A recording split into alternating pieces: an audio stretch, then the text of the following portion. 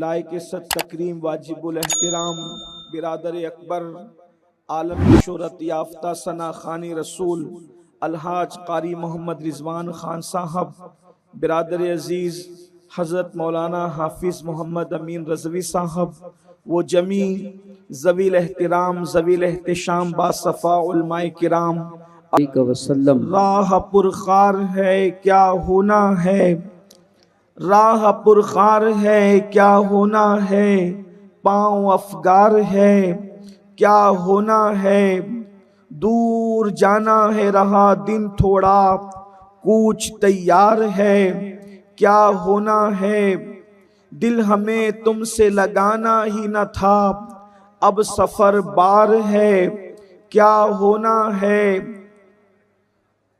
اوروں سے چھپ کے کیے جس کے گناہ وہ خبردار ہے کیا ہونا ہے، کل وہاں دید کا دن اور یہاں آنکھ بیکار ہے کیا ہونا ہے، تیرے بیمار کو میرے عیسیٰ غش لگاتار ہے کیا ہونا ہے، اور کیوں رضا کڑتے ہو ہنستے اٹھو جب وہ غفار ہے کیا ہونا ہے۔ کوئی تفصیلی گفتگو کرنے کا ارادہ نہیں، چونکہ عشاء کا وقت بالکل قریب سے قریب تر ہے، اور مجھے یہ حکم ہے کہ عشاء کا وقت جیسی شروع ہو میں اپنی گفتگو کو تمام کروں۔ اللہ پاک کی بارگاہ میں دعا ہے کہ اللہ رب العزت جس آیہ کریمہ کی تلاوت کی گئی ہے اس کے متعلق مجھے حق کہنے اور آپ سب کو حق سن کر اس پر عمل کرنے اور اسے عام کرنے کی توفیق عطا فرمائے۔ بحیثیت مسلمان ہر مومن کا یہ عقیدہ ہے کہ یہ دنیا ایک سرائے فانی ہے، اس دنیا میں ہمیشہ رہنے کے لیے نہیں آئے۔ اللہ کے حبیب صلی اللہ علیہ وآلہ وسلم نے دنیا کی زندگی کو کیسے تشبیہ دی؟ اللہ کے حبیب علیہ الصلوۃ والتسلیم فرماتے ہیں دنیا اور آخرت میں تقابل کیا ہے، دنیا اور آخرت کے درمیان کیا فرق ہے؟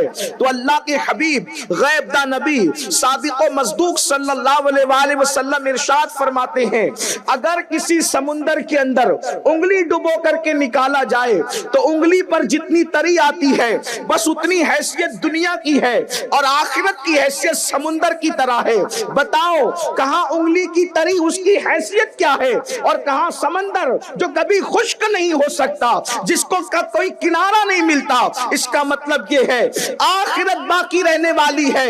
قرآن کہتا ہے وَالْآخِرَةُ خَيْرٌ وَأَبْقَىٰ کہ آخرت بہتر بھی ہے، اس دنیا سے بہت بہتر ہے آخرت، اور کبھی ختم ہونے والی نہیں ہے، آخرت ہمیشہ باقی رہے گی۔ ایک مقام پر اللہ کے سچے نبی صادق و مصدوق صلی اللہ علیہ وآلہ وسلم ارشاد فرماتے ہیں کہ اللہ اکبر، انسان دنیا میں مسافر کی طرح ہے، جیسے مسافر راستہ چلتا ہے اور چلتے چلتے تھک جاتا ہے، اس کے بعد کسی درخت کے نیچے تھوڑی دیر سستاتا ہے اور اس کے بعد اپنا سفر پھر شروع کر دیتا ہے، اسی طرح ایک انسان یہ دنیا میں مسافر کی حیثیت سے ہے۔ اللہ اکبر، آخرت باقی رہنے والی ہے، آخرت ہمیشہ ہے، آخرت کا آرام ہمیشہ ہے، اس لیے آخرت کی تیاری کرو۔ قرآن کہتا ہے یا ایھا الذین آمنوا اتقوا اللہ ولتنظر نفس ما قدمت لغد واتقوا اللہ ان اللہ خبیر بما تعملون۔ اے ایمان والو، اللہ سے ڈرو اور قیامت کے دن کے لیے، میدان محشر کے لیے، روز جزا کے لیے کیا بھیج رہے ہو، کیا روانہ کر رہے ہو، اس سلسلے میں فکر کرو۔ کیا تیاری کی ہے آخرت کی، کیا تیاری کی ہے آخرت کی، کیا تیاری کی ہے آخرت کی، اس سلسلے میں غور کرو، فکر کرو۔ واتقوا اللہ، اور اللہ سے ڈرو، ان اللہ خبیر بما تعملون، اور اللہ تمہارے اعمال کی خبر رکھتا ہے، رات کو کیا کر رہے ہو جانتا ہے، دن کو کیا کر رہے ہو جانتا ہے، دماغ میں کیا چل رہا ہے جانتا ہے، دل میں کیا سوچ رہے ہو جانتا ہے، کاروبار کیا کر رہے ہو جانتا ہے۔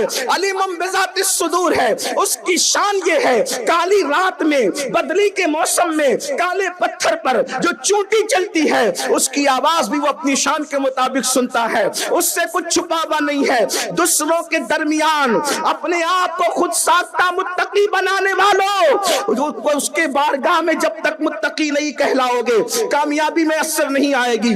دنیا سے تقوی اور پرہیزگاری کی سند لینے والوں، لباس بدل کر، داڑھیوں کی تراش خراش بدل کر، ٹوپیوں کا کل انداز بدل کر ہم دوسروں کے درمیان تو متقی بن سکتے ہیں، اس کی بارگاہ میں تقوی اتنا آسان نہیں. وہ ارشاد فرماتا ہے ایک مقام پر، اور کیا تم اللہ کی بارگاہ میں اپنا تقوی ثابت کرنا چاہتے ہو جبکہ وہ تمہاری حیثیت کو جانتا ہے؟ میرے آقا صلی اللہ علیہ وآلہ وسلم کے دیوانوں، آئیے اللہ اکبر، ہم مسافر ہیں، ہمارے سفر کے 6 حصے ہیں، ہمارے سفر کے 6 حصے ہیں، ہم مسافر ہیں. ہمارا پہلا سفر شروع ہوتا ہے اللہ اکبر عالم امکان کا، اللہ اکبر پیدائش کا سلسلہ شروع ہوتا ہے. علامہ ابن الجوزی 6 سفر کی گھاٹیاں بیان کرتے ہیں، آئیے ذرا اس کا جائزہ لیتے ہیں. ہم کہاں کھڑے اس کے بعد غور کرتے ہیں، ہم کہاں کھڑے اس کے بعد سوچتے ہیں. اللہ اکبر، مٹی سے لے کر خمیر تک ہمارا پہلا سفر ہے، خمیر تک ہمارا پہلا سفر ہے، یہ پہلا سفر ہمارا ہے. پھر باپ کی پیٹھ سے لے کر ماں کے پیٹ تک دوسرا سفر ہے، ماں کے پیٹ سے لے کر دنیا میں آنے تک تیسرا سفر ہے، دنیا کے بعد قبر کا، دنیا سے قبر کا تیسرا چوتھا سفر ہے، اور قبر سے حشر کا یہ 5واں سفر ہے، اور میدان محشر سے ٹھکانہ ہوگا، یا تو جنت میں جاؤ گے یا جہنم میں جاؤ گے، یہ 6واں سفر ہے. 6 منزلیں ہیں، سفر کر کے آگے بڑھنا ہے. آدھا سفر طے ہو چکا ہے، اب ذرا دل کے کانوں سے گفتگو سننا. پھر کہتا ہوں کوئی خطاب نہیں، صرف اپنے دل کی باتیں آپ کے دل کے دروازے تک. 6 منزلیں ہیں، سفر کے 6 حصے ہیں، سفر کی 6 گھاٹیاں ہیں. 3 سفر طے کر چکے ہو، مٹی سے خمیر تک کا سفر طے ہو گیا ہے، اس کے بعد باپ کی پیٹ سے ماں کے پیٹ تک کا سفر طے ہو گیا ہے، ماں کے پیٹ سے دنیا میں آنے تک کا سفر بھی طے ہو گیا ہے. آدھی منزل پار ہو چکی ہے، اور اب وہ جو 3 مرحلے تھے سفر کے، اس میں عمل کی ضرورت نہیں تھی، اس میں کوشش کو دخل نہیں تھا، اس میں کاوش کو دخل نہیں تھا، لیکن اب یہاں سے اعمال کا سلسلہ شروع ہو رہا ہے. اللہ اکبر، جب قبر میں پہنچیں گے تو وہاں کی کامیابی اعمال پر ہے، محشر میں پہنچیں گے وہاں کی کامیابی اعمال پر ہے، اور پھر محشر سے اٹھ کر جنت و جہنم میں جائیں گے وہاں کی کامیابی بھی اعمال پر ہے. ایمان اول، اس کے بعد اعمال. قرآن کہہ چکا ان الابرار لفی نعیم وان الفجار لفی جحیم. اللہ نے نیکوں کے لیے جنت تیار کر رکھی ہے، اور فاسق اور اللہ رب العزت کے نافرمانوں کے فاسقوں کے لیے جہنم کا عذاب تیار کر رکھا ہے. اللہ اکبر. یاد رکھنا اب تک عمل کا معاملہ نہیں تھا، مٹی سے خمیر تک آئے، عمل کا کوئی عمل دخل نہیں.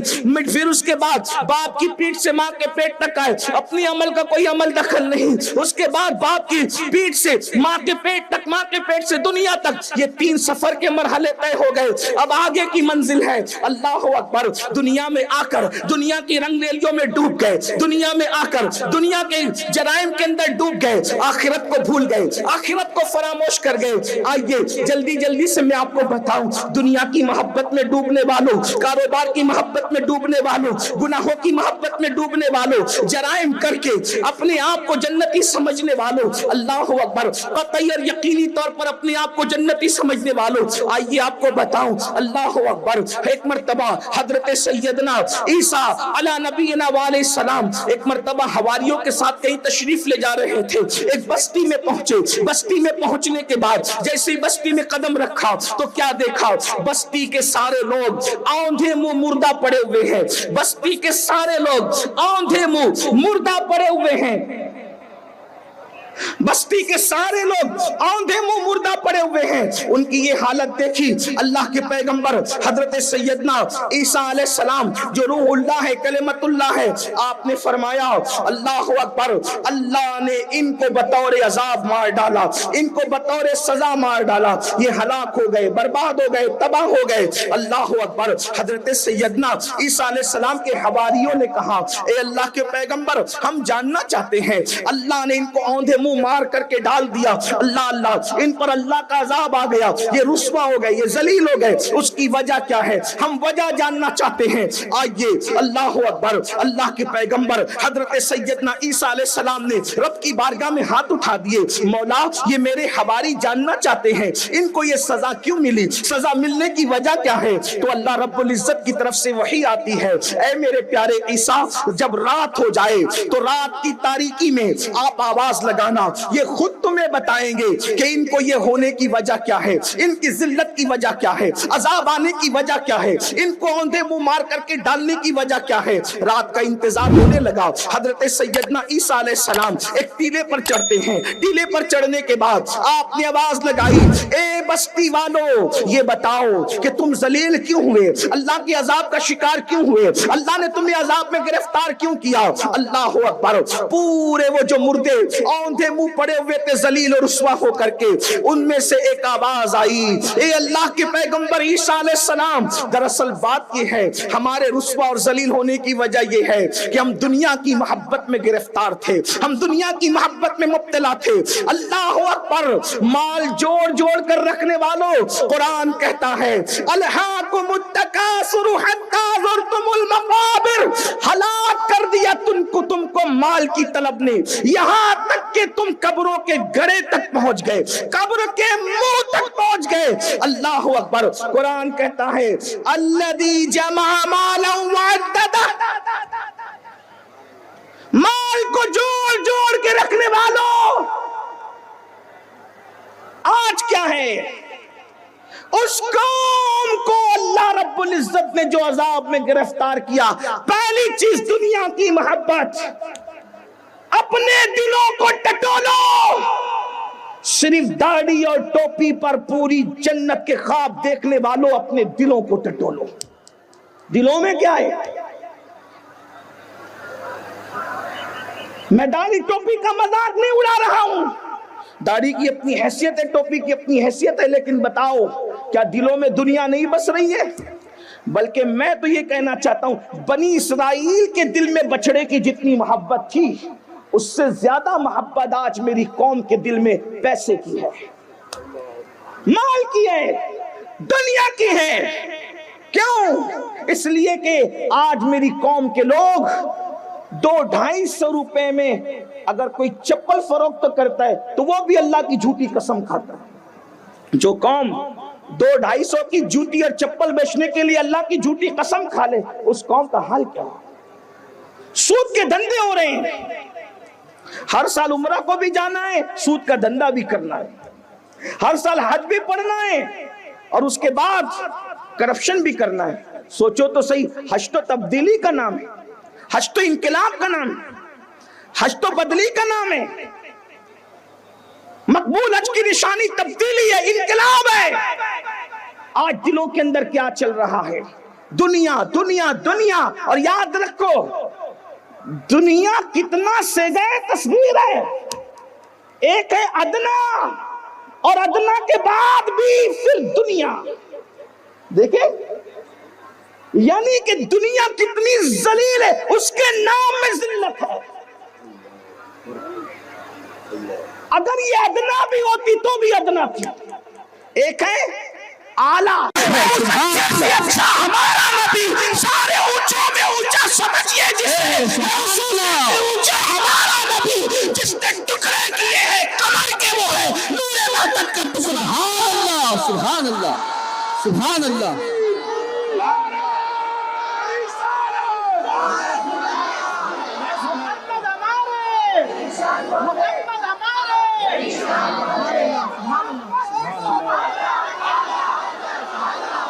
سید امین القادری صاحب قبلہ،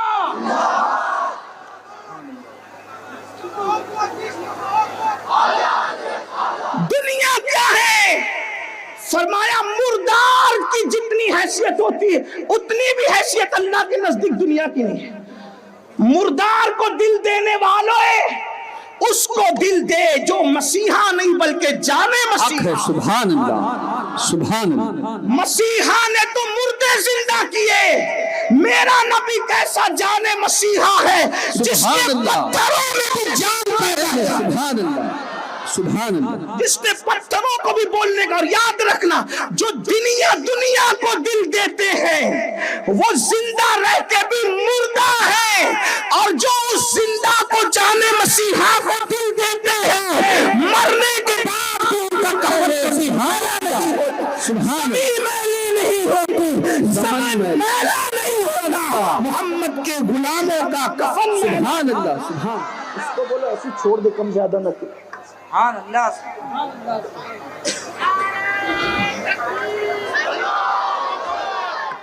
مائک کو اس کے حال پہ چھوڑ دو، وہ کم زیادہ نہیں کرے، اس لیے کہ ہمارے آنے پر پھر مائک کا بھی امتحان ہو جاتا ہے۔ سبحان اللہ ہاں تو اس کو نہ آپ میں چلاتا ہوں تو کم کر دیتے ہیں، ایسا نہیں کرے، اس کو چھوڑیں، اس لیے کہ یہ بولے گا تو میں بھی بولوں گا، اور اگر یہ چپ ہوگا تو بھی بولوں گا۔ کیا بات ہے، سبحان اللہ سبحان اللہ۔ ہاں اس کی وجہ یہ ہے کہ مائک بگڑنے سے ہمیں ناراضگی نہیں ہوتی، کیونکہ مائک تو ایک مشین ہے، مشین کے بگڑنے سے اتنا پرابلم نہیں ہے جتنا انسان کے بگڑنے سے ہے۔ ہمیں دکھ انسان کے بگڑنے پر ہے، مشینیں تو بنتی بگڑتی رہتی، مشینوں کی کیا حیثیت ہے۔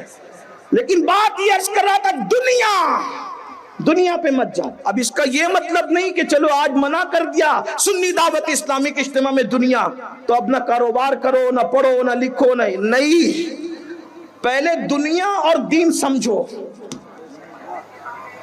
1857 کے بعد والوں کی فکر میں دین و دنیا کیا ہے یہ تو وہ جانے، لیکن اصحاب صفا کے چبوترے سے جنہوں نے دین لیا ہے، جسے اہل سنت کو جماعت کہتے ہیں، ہمارے یہاں دین و دنیا کیا ہے، ایک جملے میں سمجھ لو، اللہ کو بھول جانا دنیا ہے۔ توجہ، اللہ کو بھول جانا دنیا ہے اور اللہ کو یاد رکھنا دین ہے۔ اگر بازار میں بیٹھ کے بھی خدا یاد ہے تو تیری تجارت بھی دین ہے، اور نماز میں خدا کو بھول گیا تو تیری نماز بھی دنیا ہے۔ دین اور دنیا کا فرق یہ ہے، عشق اگر تیرا نہ ہو، میری نماز کا امام، میرا رکوع بھی حجاب، میرا سجود بھی حجاب۔ بہت سارے نمازی بھی دنیا دار ہے اور بہت سارے مال تجارت بیچنے والے بھی دیندار ہے۔ پتہ چلا اللہ کو یاد رکھنا دین، اللہ کو بھول جانا یہ دنیا۔ اب اگر کوئی کالج میں اللہ کو یاد رکھتا ہے تو کالج بھی اس کے لیے دین ہے، ناپتے تولتے وقت اللہ کو یاد رکھتا ہے، اللہ کو نہیں بھولتا، اس کا ناپنا تولنا بھی ثواب میں شمار ہے۔ اس لیے یہ نہیں کہ اب سب دکانیں بند کر کے اللہ کی راہ میں، اللہ کی راہ کیا ہے؟ حضور کی غلامی اللہ کی راہ ہے، حضور کے غلاموں کا نقش قدم اللہ کی راہ۔ میرے امام کہتے تیرے غلاموں کا نقش قدم راہ خدا، وہ کیا بہک سکے جو یہ سراغ۔ سبحان اللہ سبحان اللہ۔ اسی لیے سنی دعوت اسلامی یہ نہیں کہتی مال چھوڑو اور چلو، اسکول چھوڑو اور چلو، ہم یہ نہیں، ہم یہ کہتے ہیں اسکول بھی پڑھو، مدرسے بھی پڑھو، تجارت بھی کرو، اور پھر جو وقت بچے اس کو اللہ کی راہ میں، دین کی راہ میں لگاؤ، کیونکہ اللہ کو یاد رکھ کر اسکول پڑھنا، تعلیم حاصل کرنا، تجارت کرنا یہ بھی دنیا نہیں بلکہ یہ بھی دین کا حصہ ہے۔ کرو تجارت، اللہ کو یاد رکھو، نہ بھولو، اس لیے کہ اگر تجارت دنیا ہوتی تو انبیاء تجارت نہ کرتے۔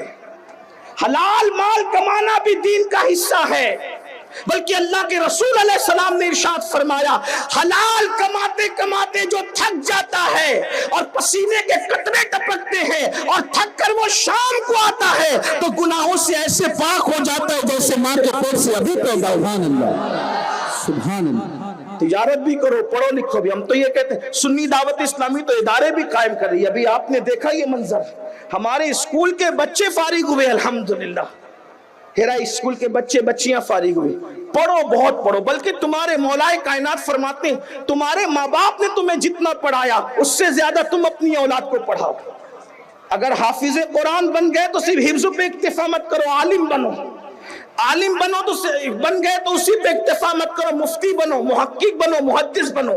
اسی طرح دنیا کی فیلڈ میں اگر ڈی ایڈ کیا ہے بہت اچھی بات ہے، اچھی ڈگری ہے، پھر اس کے آگے کی ڈگریاں کرو، ماہر بنو، لوگوں کے لیے قابل رشک بنو. میڈیکل کی فیلڈ میں اگر BUMS کیا ہے, اس ممبر سے بار بار یہ بات کہی گئی ہے, BUMS کی ڈگری بھی ہمارے نزدیک کوئی چھوٹی نہیں, اچھی بات ہے, اسی پہ اکتفا مت کرو اور آگے کی ڈگری حاصل کرو, کیونکہ ستاروں کے آگے جہاں اور بھی ہے, ابھی عشق کے امتحان اور بھی ہے, تو شاہی پرواز ہے کام تیرا, تیرے سامنے آسماں اور بھی ہے.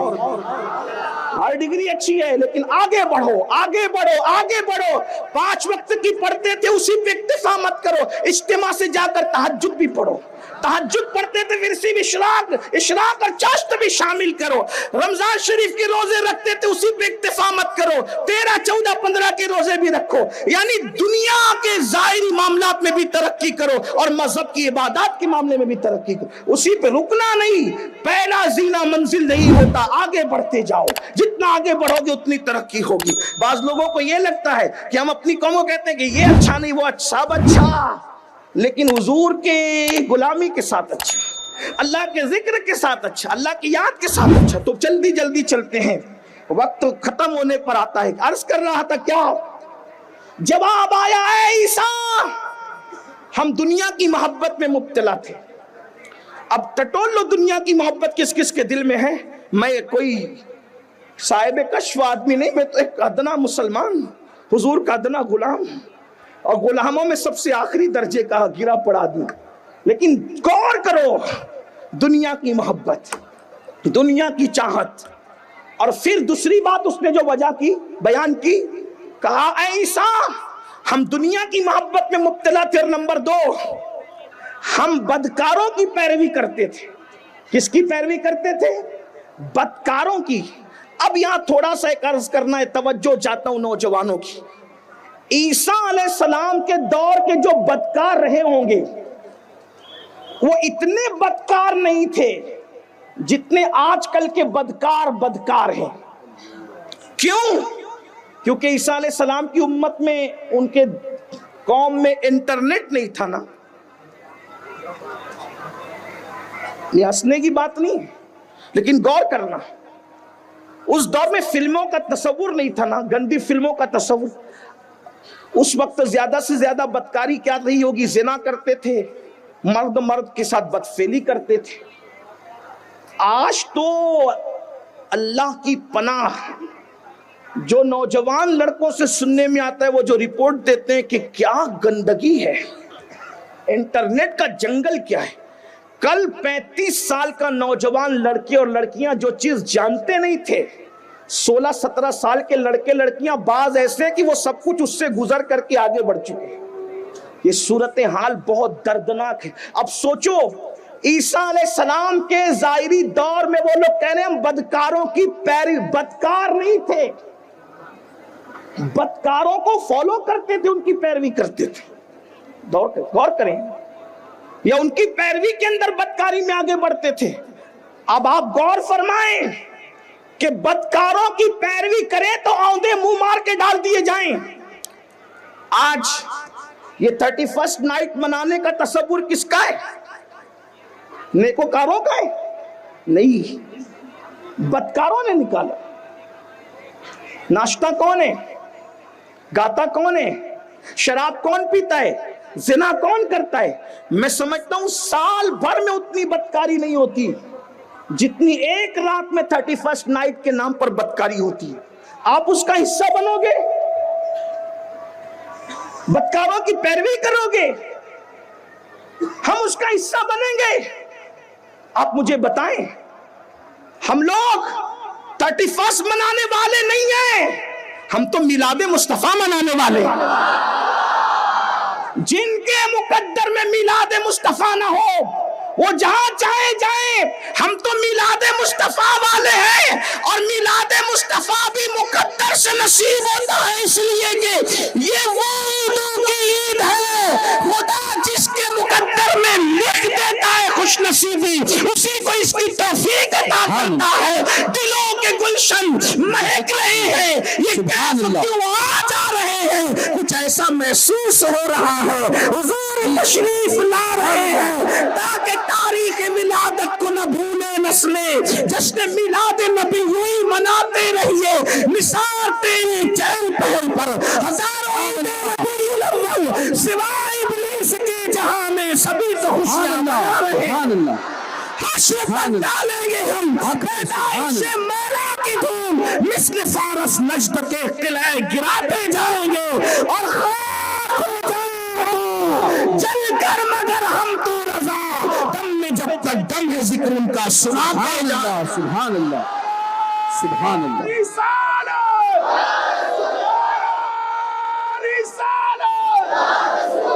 انہوں نے کہا بدکاروں کی پیروی کرتے تھے، بدکاروں کی پیروی نہ کرو۔ ہمارے یہاں کوئی کانسیپٹ نہیں ہے 31 کا، 31 دسمبر کا کوئی، اور پھر شراب کے حوالے سے، زنا کے حوالے سے، نشے کے حوالے سے بدکاروں کی پیروی نہ کرو۔ ان پہ جو عذاب آیا اس قوم پر دو چیزیں، دنیا کی محبت اور بدکاروں کی پیروی۔ تو حضرت عیسیٰ علیہ السلام نے پوچھا یہ جو دوسرے لوگ ہیں پڑے ہوئے وہ کیوں نہیں بولتے، تو ہی بول رہا ہے؟ کہ حضرت وہ نہیں بول سکیں گے کیونکہ فرشتوں نے ان کے منہ کو آگ کی لگام سے باندھ دیا ہے۔ یہ دنیا ہے، دولت کے نشے میں چاہے جتنی رنگریلیاں کر لو، یہ دنیا ہے، مال کے نشے میں چاہے جتنی ادمات کر لو، یہ دنیا ہے، جوانی کے نشے میں چاہے جتنی عیاشی اور آوارگی کر لو، مگر یاد رکھنا میرا اللہ فرماتا ہے ان بطش ربک لشدید، تیرے رب کی پکڑ بڑی سخت ہے۔ اس لیے بدکاروں کی پیروی نہ کرو، نیکوکاروں کی پیروی کرو۔ اور اس امت کا جو سب سے بڑا نیکوکار ہے اسے دنیا صدیق اکبر کہتی ہے۔ اس امت کا سب سے بڑا نیکوکار، اس امت کا سب سے بڑا نیکوکار، دنیا انہیں صدیق اکبر کہتی ہے۔ صدیق اکبر کیا ہے؟ جب تک رسول اللہ زمین پر تھے صدیق برابر ساتھ ساتھ لگے رہے، بے سائے جسم کے ساتھ سائے کی طرح ابو بکر لگے رہے۔ اور آج بھی اگر مزار رسول دیکھنے کی سعادت ملے تو یوں لگتا ہے بے سایہ جسم کے ساتھ ابو بکر سائے کی طرح لگے تھے، اور مزار میں بھی ایسے سورج یوں لگتا ہے کہ مزار میں بھی مزار صدیق سائے کی طرح۔ سبحان اللہ، سبحان اللہ، سبحان اللہ، سبحان اللہ، سبحان اللہ، سبحان میرے اللہ، امام کہتے ہیں سعدین کا قران ہے سبحان اللہ، سبحان اللہ، سعدین کا قران ہے پہلو امام ہے، سبحان اللہ، جرمٹ کیے تارے تجلی قمر کی ہے، محبوب ربی اکبر اس سبز کتا میں پہلو میں جلوگاں آنکھوں کو عمر سبحان اللہ۔ نعرہ تکبیر، نعرہ رسالت، مصطفیٰ کا ہم سفر، مصطفیٰ کا ہم سفر، گلی گلی نگل گئے، گلی گلی نگل گئے، نعرہ حیدری۔ لوگ سوچتے ہوں گے کہ میں نے یہ کیسے کہہ دیا سبحان اللہ، کہ اس امت کا سب سے بڑے نیکوکار ابو بکر صدیق ہے۔ میں نے کہا حضور فرماتے ہیں، آقا ارشاد فرماتے پوری امت کا ایمان ایک پلڑے میں رکھا جائے۔ اور ایک بات یہی بتا دوں، حضور کے اس فرمان کو روایت کرنے والے مولا علی ہیں۔ یہ جو بیچ کے چھڑبئیے ہیں یہ اپنی بات کریں، سبحان اللہ، سچوں کی بات یہی ہے جو کی جا رہی ہے۔ سبحان اللہ، مولا کائنات روایت کر رہے ہیں کیا؟ پوری امت کا ایمان آقا فرما رہے ایک پلڑے میں رکھا جائے، اور ابو بکر صدیق کا ایمان ایک پلڑے میں رکھا جائے تو سب کے ایمان پر ابو بکر صدیق کا ایمان بھائی ہوگا۔ سبحان اللہ، سبحان اللہ۔ ایسے نیکوکار کی پیروی کرو جو کہتا ہے کہ آنکھیں میری ہو دیدار یار کا، ایسے نیکوکار کی پیروی کرو۔ آقا فرماتے ہیں کہ جس نے احسان کیا سب کے احسان کا بدلہ چکا دیا گیا سوائے ابو بکر کے، اللہ میری طرف سے قیامت میں ابو بکر کو احسان کا بدلہ عطا فرمائے۔ اور فرمایا میری امت پر واجب ہے کہ ابو بکر کے احسان کا شکریہ ادا کرتی ہے۔ اس لیے آپ کو یہ بھی خیال ہونا چاہیے یہ مہینہ جمادی الاخر کا مہینہ، اس کی 22 تاریخ سیدنا صدیق اکبر کے وصال کی تاریخ ہے۔ ہمیں یہ بھی صدمہ ہے، افسوس ہے کہ 11ویں منانے والی قوم 22 جمادی الاخر کو آخر صدیق اکبر کی فاتحہ کیوں نہیں کرتی؟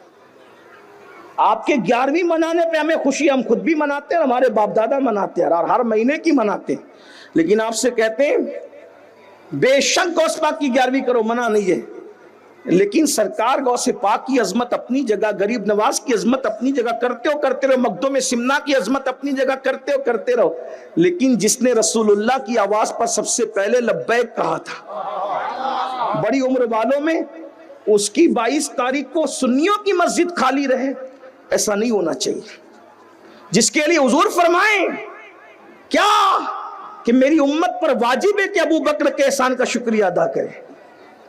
ہم نے کیا کیا ان لوگوں کے ساتھ؟ صدیق اکبر کا دن آیا سناٹا، فاروق اعظم کا دن آیا سناٹا، عثمان غنی کا دن آیا سناٹا، مولا علی کا دن آیا سناٹا، کیا ہو رہا ہے؟ امام حسن کا دن آیا سناٹا۔ ہم سناٹے والی قوم نہیں، سب ولیوں کی کرتے ہو کرو، ہمیں وہ نہیں، لیکن افسوس اس بات پر ہے کہ صحابہ پہلے حقدار ہیں، اہل البیت پہلے حقدار ہیں، جنہوں نے اپنی جان کی بازیاں لگائی۔ تو نیکوکار کی پیروی کرو۔ تو میں عرض کیا کر رہا تھا آپ سے کہ 2 چیزیں کہی، دنیا کی محبت اور بدکاروں کی پیروی، پھر بس بات ختم کرنے لگا، ٹائم ہو گیا، بات ختم کرنے لگا۔ نیکوکار کی پیروی کرو، فاروق اعظم کی پیروی کرو، عثمان غنی کی پیروی کرو، مولا علی کی پیروی کرو، جناب سعد کی کرو، سعید کی کرو، طلحہ کی کرو، زبیر کی کرو، ابو ہریرہ کی کرو، خالد بن ولید کی کرو، اور معاذ بن جبل کی کرو، حضرت ابو عبیدہ ابن الجراح کی کرو، ان بزرگوں کی پیروی کرو، ان کی پیروی کرو گے خدا تک پہنچو گے، بدکاروں کی پیروی نہ کرو۔ یہ جو پھٹی پینٹ پہن رہے ہو یہ بدکاروں کی پیروی میں پہن رہے ہو، کانوں میں بالیاں پہنو یہ بدکاروں کی پیروی میں پہن رہے ہو، ناچ رہے ہو گھروں کے جگہ میں، بہنوں کو بیٹیوں کو نچا رہے ہو، یہ بدکاروں کی پیروی کر رہے ہو۔ یاد رکھنا محمد الرسول اللہ کے امتی ہو، اس طرح اجتماعی عذاب نہیں آئے گا مگر انفرادی عذاب میں گرفتار ہو جاؤ گے، خدا آندے منہ ڈال دے گا، مالو من دافع، اور جب وہ آندے منہ ڈالے گا وہ عذاب دے گا، کوئی بچانے والا نہیں رہے گا۔ اس لیے اللہ کے غضب سے بچو۔ جاتے جاتے آخری بات، بس سرکار عیسیٰ علیہ السلام نے کہا تو بول رہا ہے، یہ کیوں نہیں بولتے؟ کہا کہ ان کے منہ اللہ نے آگ، فرشتوں نے اللہ کے حکم سے آگ کی لگام سے کس دیا، یہ بول نہیں سکتے۔ کہا پھر تو کیوں بول رہا ہے؟ کہا میں ان میں سے نہیں تھا، میں ان میں سے نہیں تھا، لیکن عذاب میں اس لیے گرفتار ہو گیا کہ جب عذاب آیا تو میں ان کی صحبت میں بیٹھا ہوا۔ توجہ کرنا، اس سے پتا چلا تاش کے پتے والوں کی صحبت سے بھی بچو، شراب اور نشہ کرنے والوں کی صحبت سے بھی بچو، صحابہ اور اہل بیت کو گالیاں دینے والوں کی بھی صحبت سے بچو، رسول اللہ کی توہین کرنے والوں کی صحبت سے بھی بچو۔ بلکہ میرا عنوان وہ نہیں ہے، لیکن بات آگئی تو ایک بات عرض کروں۔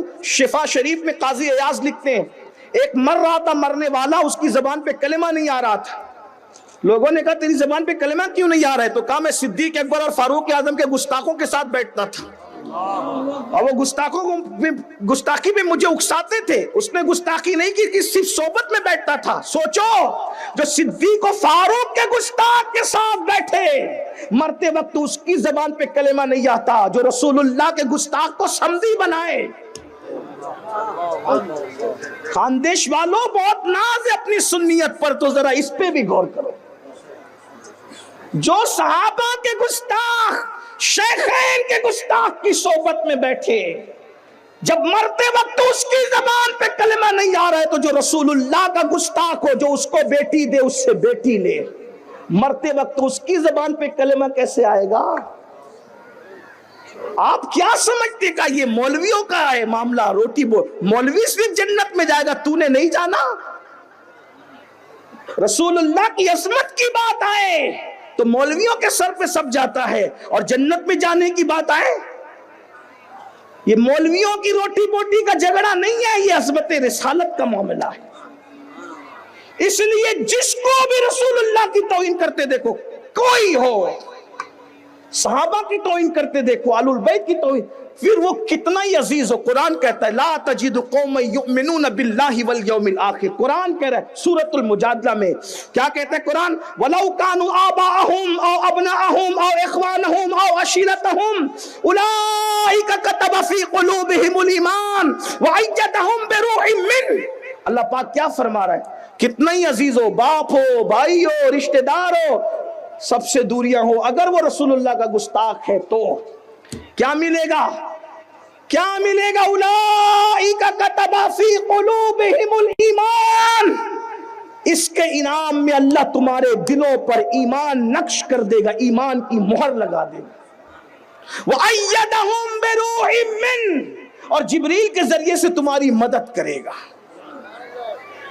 اس سے پتا چلا کہ غیر اللہ سے مدد مانگی جا سکتی ہے، اور غیر اللہ بھی مدد کر سکتا ہے اذن اللہ کے ساتھ، ورنہ اللہ نے یہ نہیں کہا نا کہ میں تمہاری مدد کروں گا۔ اللہ کی تو ہر جگہ مدد ہے ہی، وہ کہتا ہے کیا؟ وَأَيَّدَهُمْ بِرُوحٍ مِّنْهُ، جبریل کے ذریعے سے تیری مدد کی جائے۔ تو جب جبریل مدد کر سکتے ہیں تو جانے جبریل کو مدد، سبحان اللہ، سبحان اللہ۔ اور امداد کے لیے جب سدرا سے زمین پر مدد ہو سکتی ہے تو مدینے سے مدد کیوں نہیں ہو سکتی؟ سدرا دور ہے یا مدینہ دور ہے؟ اور سدرا والے کی طاقت اور مدینے والے کی طاقت کتنی ہے؟ ارے جب سدرا والا اور مدینے والا دونوں ساتھ ساتھ چلتے ہیں تو سدرا والے نظر آتے ہیں، مدینے والا سدرا والے سبحان اللہ، نعرہ تکبیر، ہمیں کے بازو کہا دامن کرا نگاہ چھوٹی امید ٹوٹی نگاہ حسرت کے ولولے۔ نعرہ تکبیر، نعرہ رسالت، عظمت مصطفیٰ، سبحان اللہ، طاقت مدینے والے، سبحان اللہ۔ اور پھر مقام تو دیکھو، سدرا والے کا سر مدینے والے کے تلووں میں، کیا بات ہے، سبحان اللہ۔ اور اس تلوے کا جلوہ بتاتے ہوئے بریلی کا کلندر کہتا ہے تاج روح قدس کے موتی جسے سجدہ۔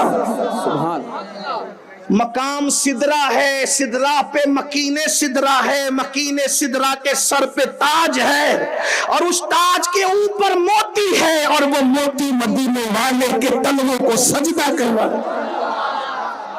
لاؤ نہ کوئی ایسی ہستی، وہ ہمارا نبی ہے، وہ ہمارا نبی، گزر جائے تو انقلاب آئے، گزرے جس راہ سے وہ سید والا ہو کر، رہ گئی ساری زمین عنبر سارا ہو کر، اور رخ انور کی تجلی جو قمر نے دیکھی، رہ گیا بوسدے نقش کفے پا ہو کر، اور چمن طیبہ ہے وہ باغ کہ مرغ سدرا برس و چہکے ہیں جہاں بلبل شیدا ہو۔ کس کی مدد آ رہی ہے؟ جبریل کے ذریعے مدد تو اللہ کر رہے، حقیقت میں امداد اللہ کے ذریعہ جبریل ہے۔ جب جبریل ذریعہ بن سکتے ہیں تو مدینے والے کی طاقت کا عالم کیا، اور ان کی طاقت کا عالم کیا ہے؟ جہاں جبریل پر بچھاتے ہیں وہ بازو پکڑ کے گزار دیتے ہیں، یہ ان کی طاقت ہے۔ اہل صراط روح امی کو خبر کریں، جاتی ہے امت نبوی فرش پر کریں، اور پھر کہتے ہیں کہ پل سے اتارو راہ گزر کو خبر نہ ہو، جبریل پر بچھائیں تو پر کو خبر نہ ہو۔ وَأَيَّدَهُمْ بِرُوحٍ مِّنْهُ وَيُدْخِلُهُمْ جَنَّاتٍ تَجْرِي مِنْ تَحْتِهَا الْأَنْهَارُ۔ صرف مدد نہیں ہوگی، کہا تمہیں جنت میں داخل کرے گا اللہ جس کے نیچے نہریں جاری ہے، خالدین فیہا، اور اس میں ہمیشہ رہو گے، اور پھر سب سے بڑا انعام رضی اللہ عنہم ورضوا عنہ، اور پھر اللہ تمہیں کیا کرے گا؟ وہ اللہ سے راضی، اللہ ان سے راضی، اور پھر اور بڑی بات اللہ پاک ارشاد فرماتا ہے اولئک حزب اللہ، وہ اللہ کی جماعت بن جائیں گے، اللہ ان کو اپنی جماعت میں شامل کر لے گا، پھر یعنی اس کو کسی جماعت کی ضرورت نہیں، وہ اللہ کی جماعت میں شامل ہوگا، اور پھر کیا کہتا ہے الا ان حزب اللہ، آگاہ ہو جاؤ اللہ ہی کی جماعت، اولئک هم المفلحون، کامیاب و کامران ہے. یہ ہے قرآن. تو میں بات یہ عرض کر رہا تھا، بدکاروں کی پیروی نہ کرو، ان کے ساتھ بیٹھنے سے بچو. تو اس نے جواب دیا ان کے منہ میں تو آگ کی لگام ہے، وہ بول نہیں سکتی اس لیے میں بول رہا ہوں. اور پھر کیا کہا، میں تو آ گیا تھا مفہوم کے طور پہ. صاحب حلیہ اس کو لکھ رہے ہیں، میں تھوڑا تصرف کے ساتھ سمجھانے کے لیے تشریح کے ساتھ بیان کر رہا ہوں.